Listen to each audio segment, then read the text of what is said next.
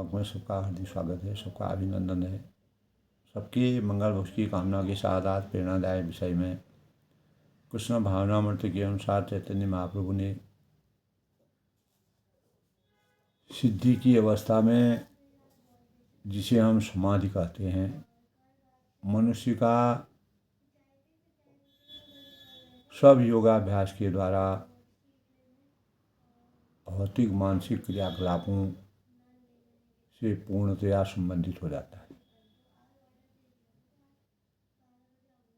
तो इस सिद्धि की विशेषता यह है कि दोस्तों, मनुष्य शुद्ध मन में अपने को देख सकता है, अपना मंथन, अपना निरीक्षण खुद कर सकता है और अपने आप में आनंद की प्राप्ति कर सकता है। तो उस आनंदमयी स्थिति में वह दिव्य इंद्रियों द्वारा असीम दिव्य सुख में स्थित रहता है। तो इस प्रकार स्थापित मनुष्य कभी शत्रु से विषय नहीं होता है और इस सुख की प्राप्ति हो जाने पर वह इससे बड़ा कोई दूसरा लाभ नहीं मानता है। तो ऐसी स्थिति को पाकर मनुष्य बड़ी से बड़ी कठिनाइयों में भी विचलित नहीं होता है। तो यह निसंदेह ही भौतिक संसर्ग से उत्पन्न होने वाले दुखों के वास्तविक मुक्ति है। तो दोस्तों, हमारे जीवन में जैसे हम भगवानों ने समाधि प्राप्त की थी, समाधि का अर्थ क्या है? अपने को शून्य बनाना या शून्य में लीन होना नहीं है, यह असंभव है। कहा है, क्लेशो अधिकतर स्ते शाम व्यय उक्त चेतसाम,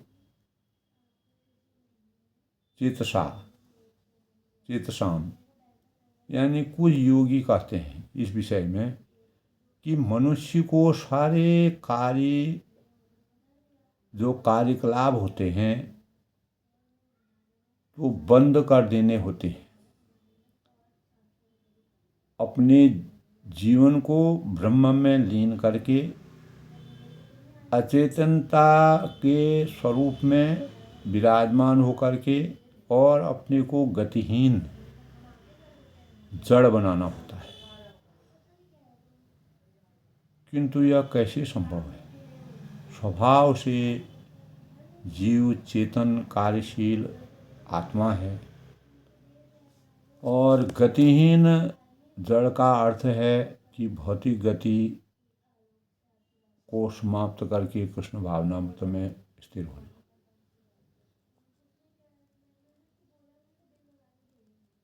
तो ऐसी अवस्था में मनुष्य भौतिक लालसाओं से और अधिक विचलित नहीं होता है। तो जैसे ही वह भौतिक रूप से गतिहीन जड़ बन जाता है, तब कृष्ण भावनामृत में उसकी गति जड़ हो जाती है। जो ही वह कृष्ण भावनामृत से सक्रिय होता है, तो वह भौतिक कार्यों के प्रति स्वतः गतिहीन बन जाता है। तो ये प्राय दोस्तों अशांत या चंचल बालक का उदाहरण देता आया है, क्योंकि ऐसे बालक जो गतिहीन बनाना असंभव, बालक को गतिहीन बनाना असंभव होता है, इसीलिए इसे खिलौने या देखने के लिए चित्र देना आवश्यक है। तो चैतन्य महाप्रभु ने कृष्ण भावनामृत में इन्हीं चीज़ों का अध्ययन गहराई से किया है। तो इस तरह वह व्यस्त रहेगा या एक तरह से गतिहीन होगा, क्योंकि कोई शैतानी नहीं करेगा। तो इसी तरह दोस्तों, यदि कोई मन को गतिहीन बनाना चाहता है तो उसे कृष्ण भावना में कोई कार्य देना होता है। तब कृष्ण भावनामृत में साक्षात्कार के कारण शैतानी करने के लिए अवस्था नहीं मिल सकेगा। कृष्ण भावनामृत में लगने के लिए मनुष्य को सर्वप्रथम अनुभव करना होता है, मैं कृष्ण का हूँ और मैं वह पदार्थ नहीं, मैं इस राष्ट्र का, समाज का नहीं हूँ, मैं एक मूर्त या उस धूर्त के से संबंधित नहीं हूँ। तो मैं तो एकमात्र जो है कृष्ण का ही हूँ। तो यह गतिहीनता है, यानी यह वह ज्ञान से पूर्णता है और अपनी वास्तविक स्थिति को कृष्ण के भिन्नाक्ष के रूप में अनुभव करना है। तो जैसा कि दोस्तों 15वें अध्याय में भगवद गीता में कहा गया है कि ममे वांशो जीवलोके, इस बद्ध जगत में जीव मेरी नित्य अंश हैं। जैसे ही हम यह समझ लेते हैं कि हम तुरंत अपने भौतिक कार्य बंद कर देते हैं और गतिहीन होने का यही अर्थ है। तो इस अवस्था में मनुष्य शुद्ध मन से आत्मा को देखता है और आत्मा का आस्वाद करता है और आनंद लूटता है। तो शुद्ध मन का अर्थ है कि यह समझना है कि मैं कृष्ण से संबंधित हूँ। संप्रति मन दूषित है, क्योंकि हम सोच रहे हैं कि मैं इससे या उससे संबंधित हूँ। मन सब तब शुद्ध होता है जब वह समझता है कि मैं कृष्ण का हूँ। तो इसी आत्मा में आनंद मंगल बनाने का, आत्मा को आनंद मंगल बनाने का अर्थ समझाया है कि कृष्ण के मान और आनंद मंगल, यानी कृष्ण के साथ आनंद मंगल बनाना। तो कृष्ण परमात्मा है, मैं व्यष्टि आत्मा हूँ और परमात्मा तथा आत्मा एकमात्र भोग करते हैं। तो भोग अकेले नहीं किया जा सकता है, इसके लिए दो व्यक्ति होने चाहिए। हमें एकांकी भोग का क्या अनुभव है और एकांकी भोग संभव नहीं है। भोग का अर्थ ही है कि दो कृष्ण जो कि परमात्मा है और व्यष्टि आत्मा है। यदि मनुष्य दोस्तों को एक विश्वास हो मनुष्य को यह विश्वास हो जाए कि मैं कृष्ण का भिन्नाक्षी हूँ, तो वह बड़ी से बड़ी कठिनाइयों के बीच में भी विचलित नहीं होता है, क्योंकि वह जानता है कि कृष्ण सुरक्षा प्रदान करेंगे। यही शरणागति या आत्मसमर्पण है। तो इस स्थिति को पाने के लिए मनुष्य को भरसक प्रयास करना चाहिए, अपनी बुद्धि का उपयोग करना चाहिए और कृष्ण में विश्वास रखना चाहिए। तो बालस्य नेह शरणं पितरो नृसिंह। भगवद गीता में दोस्तों यही कहा गया है कि यदि कृष्ण हमारी रक्षा नहीं करते हैं तो कोई भी नहीं बचा सकता है। यदि कृष्ण हमारी उपेक्षा करते हैं तो कोई उपचार नहीं। और अपने को सुरक्षित रखने के लिए हमको भी कदम उठाएंगे तो वे अंततो गत्वा निष्फल होंगे। तो क्षण यानी रुग्ण व्यक्ति जो होता है, असाध्य जो बीमारियों से रुग्ण रहता है व्यक्ति, का उपचार करने वाले अनेक कुशल वैद्य हो सकते हैं, किंतु इनकी गारंटी नहीं है कि वह व्यक्ति जीवित रहेगा या नहीं रहेगा। तो यदि कृष्ण चाहते हैं तो उत्तम वैद्यों और औषधियों के होते हुए भी वह व्यक्ति जिएगा नहीं। तो दूसरी ओर यदि कृष्ण हमारी रक्षा कर रहे होते हैं तो हम बिना औषधि के ही जीवित रह जाएंगे। तो जब कोई व्यक्ति दोस्तों पूर्णतया कृष्ण की शरण ग्रहण करता है तो वह सुखी बन जाता है, क्योंकि वह जानता है कि स्थिति चाहे जैसी हो कृष्ण उसकी रक्षा करेंगे। तो वह उस बालक की भांति है जो पूरी तरह अपने माता पिता का पर आश्रित होने से आश्वस्त रहता है कि आश्वस्त कैसे रहता है कि वह उसकी रक्षा करेंगे। जैसा कि यमुनाचारी ने शोध रत्न में एक जगह कहा है कि कदाह में कांति का नित्य किंकर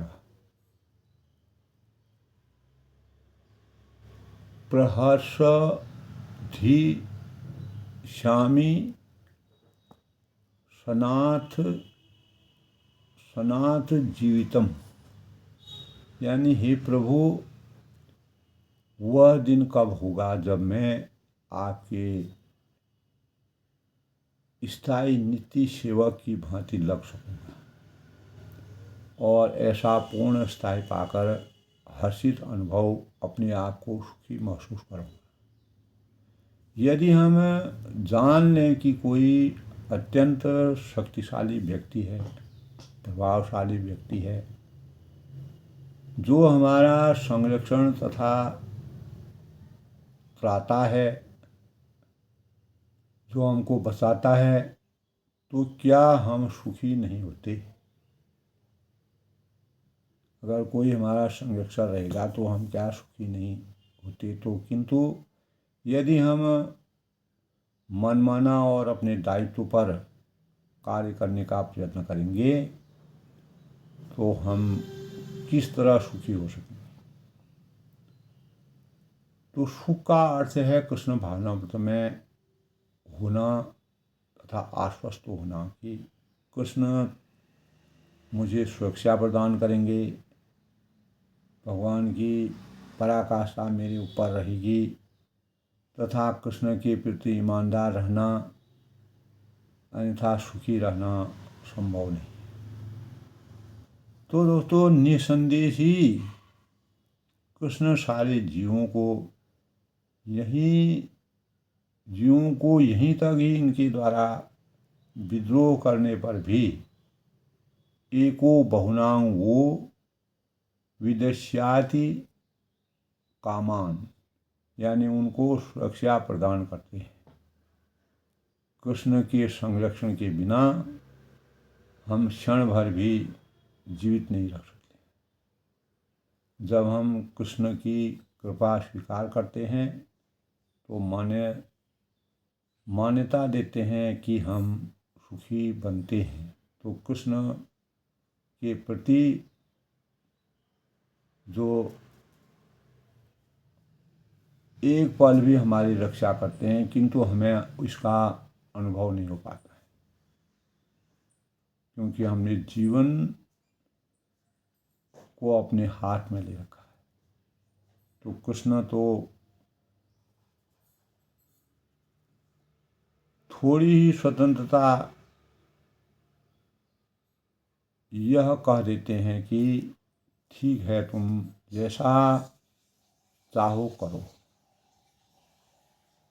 जहाँ तक दोस्तों संभव होगा कि तुम्हें संरक्षण प्रदान, भगवान श्री कृष्ण कहते हैं कि मैं संरक्षण प्रदान करूँगा, किंतु जब जीव जो है पूर्णतया कृष्ण के शरणागत हो जाता है तो कृष्ण उसका पूरा भार अपने ऊपर ले लेते हैं, पूरा उत्तरदायित्व केवल साक्षी बन जाते हैं और उसे विशेष संरक्षण प्रदान करते हैं। यदि बालक बड़ा ही प्रहलाद के लिए हुआ था, यही द्रौपदी के लिए हुआ था, अनेकों और अर्जुन के लिए भी ऐसे हुआ था, कौरव और पांडवों के लिए भी यही हुआ था। यदि बालक बड़ा होकर अपने पिता की परवाह नहीं करता है तथा स्वतंत्र होकर कार्य करता है तो उसका पिता क्या कर सकता है? वह केवल इतना कर सकता है कि जो भी चाहो करो, वह इतना बात। किंतु गहनता से अगर हम सोचते हैं, जब पुत्र अपने को पूरी तरह अपने पिता के संरक्षण में रख देता है तो उस पर अधिक ध्यान दिया जाता है। जैसा कि भगवद गीता के 9वें अध्याय में एक जगह कृष्ण कहते हैं कि समोऽहं सर्वभूतेषु न मे द्वेषो अस्ति न प्रियः, ये भवन्ति तु मां भक्त्यां मयि तेषु च आप्यहम्, यानी मैं न तो किसी से द्वेष करता हूँ, न ही किसी के साथ मैं पक्षपात करता हूँ। मैं पारदर्शी हूँ, मेरी समभाव मेरे अंदर हैं, मैं सबों के लिए समझता हूँ। किंतु जो भी भक्तिपूर्वक मेरी सेवा करता है, मुझे भजता है, मेरा नाम जप करता है, वह मेरा मित्र बन जाता है, मेरा सखा बन जाता है, मेरा दोस्त बन जाता है, मेरा प्रिय बन जाता है, मेरा संबंधी बन जाता है, तो मुझ में स्थिर रहता है। अर्थात वह कहीं भी बिना विचलित हुए मेरे का ही ध्यान करता है और मैं भी उसका मित्र बन जाता हूँ। मेरे अंदर भी पूरी आस्था की भावनाएं विराजमान हो जाती हैं। तो कृष्ण किसी से क्यों द्वेष कर सकते हैं? हर व्यक्ति कृष्ण का पुत्र है। इसी तरह कृष्ण भावनामृत में यही बताया गया है कि तो इसी तरह कृष्ण किसी के शत्रु कैसे हो सकते हैं, क्योंकि सारे प्राणी कृष्ण के पुत्र हैं, अतः वे सबों के मित्र हैं। दुर्भाग्यवश हम उसकी मैत्री का लाभ नहीं उठा रहे हैं, नहीं उठा सकते हैं। तो यह हमारा अपना निजी जीवन है। यही हमारा रोग है। इस रोग से अगर हम छुटकारा पाना चाहते हैं तो कृष्ण नाम जाप, कृष्ण भावना, भूत के अनुसार चैतन्य महाप्रभु ने जिस प्रकार का स्वरूप प्रदान किया है उसका अनुकरण करें। और एक बार कृष्ण को अपने नित्य पिता या मित्र के रूप में अगर मान लेने पर हम यह समझ सकते हैं कि वो सदैव हमारी रक्षा करते हैं और इस तरह हम सुखी हो सकते हैं। सह निश्चित युक्तयो योग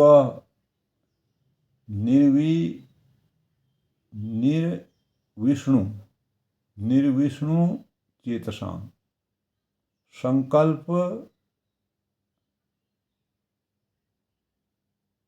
संकल्प प्रभव अन्य कामात्यक्त्या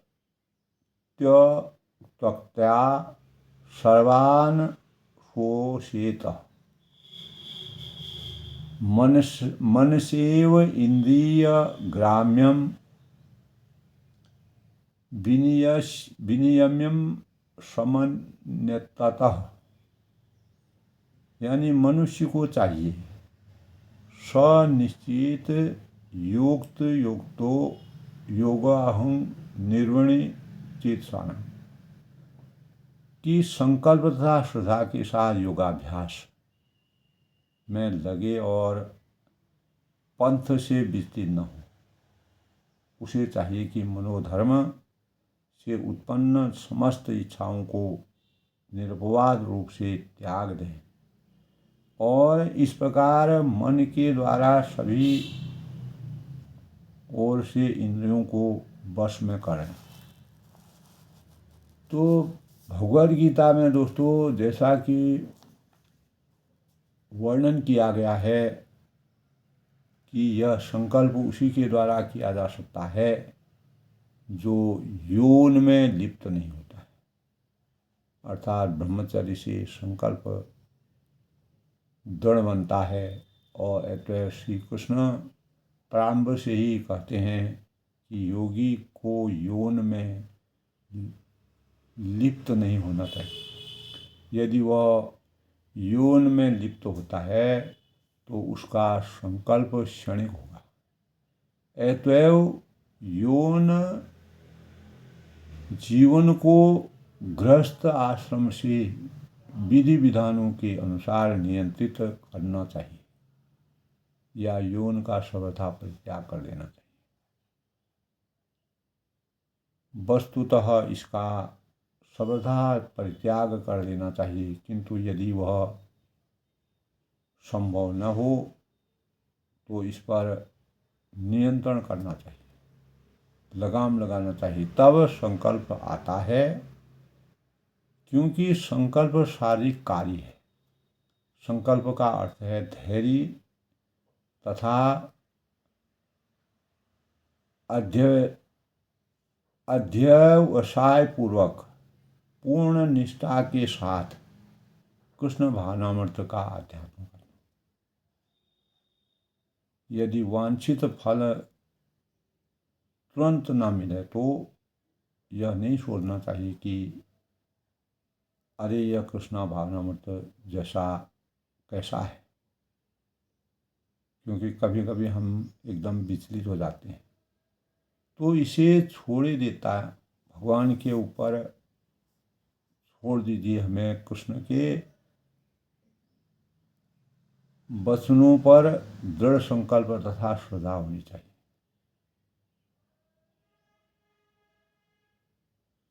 तो सांसारिक उदाहरण दिया जाता है कि जब कोई युवती विवाही जाती है तो वह तुरंत संतान की कामना करती है।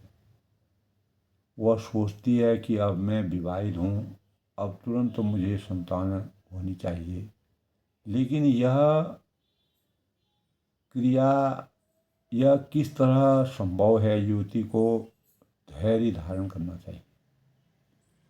उसे आज्ञाकारिणी पत्नी बनना चाहिए, अपने पति की सेवा करनी चाहिए और अपने प्रेम को पल्लवित होने देना चाहिए। अंततो गत्वा चूँकि वह विवाहिता है, अतः वह निश्चित है कि उसे संतान होगी।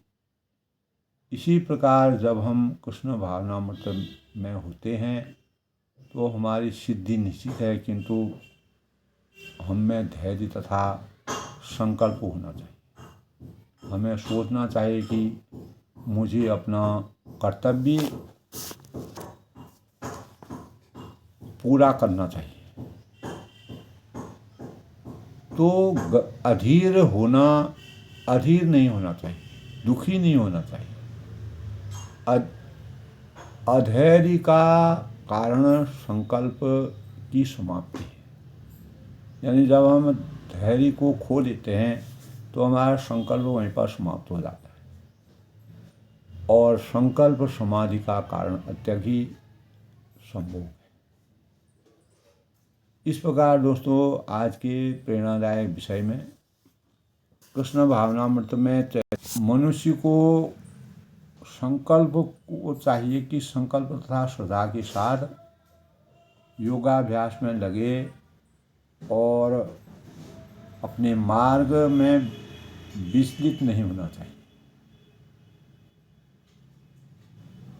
जिससे मनोधर्म से उत्पन्न समस्त इच्छाओं का निर्वाध रूप से त्याग हो और इस प्रकार मन के द्वारा सभी ओर से इंद्रियों को वश में किया जा सके। तो आज के प्रेरणादायक विषय में हमें अपने जीवन को किस प्रकार अपने यानी योग में संकल्प तथा स्थिरता के भावों से कैसे हम अपने जीवन को संकल्पित जीवन की कामना से कृष्ण भावनामृत में के अनुसार अपने जीवन को परिमार्जित करने में लक्ष्यों तक पहुंच सकते हैं। इन्हीं भावों का चैतन्य महाप्रभु ने सबके ज्ञान उत्सर्ग करने के ज्ञान के प्रभाव का सृजन करने के लिए मानव चेतना को जगाने का प्रयास किया है। अपनी वाणी को विराम देते हुए आज के प्रेरणादायक विषय में यानी संकल्प तथा श्रद्धा के साथ योगाभ्यास में लगे और अपने पथ से अपने रास्ते से विचलित न होना, यही आज की सबसे बड़ी प्रेरणा है।